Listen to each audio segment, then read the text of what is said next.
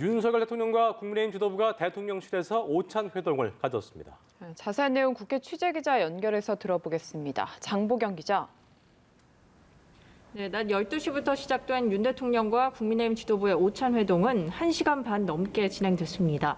윤 대통령은 오랜만에 친정 식구들 만나는 것 같다고 인사를 건넸고 이준석 대표에게는 우크라이나 현지 상황을 들었습니다. 민감한 현안에 대한 이야기 대신 긴밀한 관계를 구축하기 위한 대화가 줄을 이뤘습니다. 국민의힘 내부적으로는 이준석 대표와 정진석 국회 부의장 간 설전이 이어지고 있습니다. 정 부의장이 소위 부답, 그러니까 웃기만 할 뿐 대답하지 않는다는 뜻의 글귀를 SNS에 올리자 이 대표는 소위 부답은 행동으로 하는 거지 글을 올리는 게 아니라고 비꼬았습니다.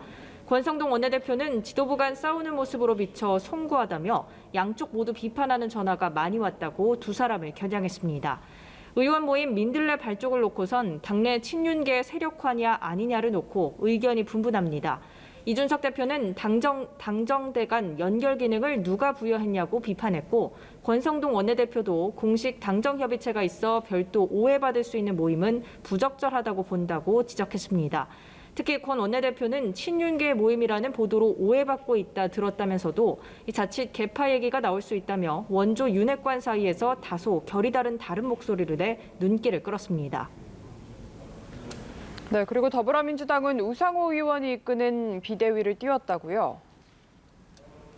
네, 더불어민주당이 중앙위원회를 열고 우상호 의원이 이끄는 비대위 인준안을 투표를 거쳐 처리했습니다. 8월 전당대회까지 2달간 당을 이끌 새 비상지도부가 출범한 건데 비대위는 오늘 비공개로 저녁을 함께하며 첫 대면식을 갖습니다. 혼란기 속 초선, 재선, 3선 대표로 각각 이용우, 박재호, 한정혜 의원 등 개파색이 옅은 인사들로 채워졌지만 이들이 관리형에 머물지 않고 눈에 띌 만한 성과를 내놓을 수 있을지가 관심입니다. 이 최대 현안은 대의원 45%, 권리당원 40%, 일반 국민 10% 등으로 규정된 당대표 선출 룰을 변경할지 여부입니다.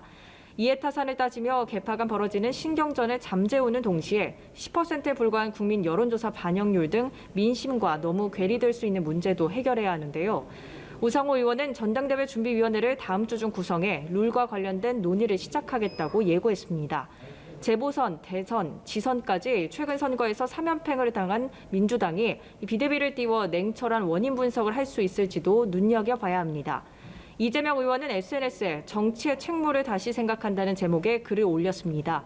60 민주항쟁에 큰 빚을 졌다고 말하며 민주주의가 국민의 먹고 사는 문제를 해결하지 못할 때마다 반민주주의 기득권 세력이 경제 수호의 가면을 쓰고 복귀를 노린다고 적었는데요.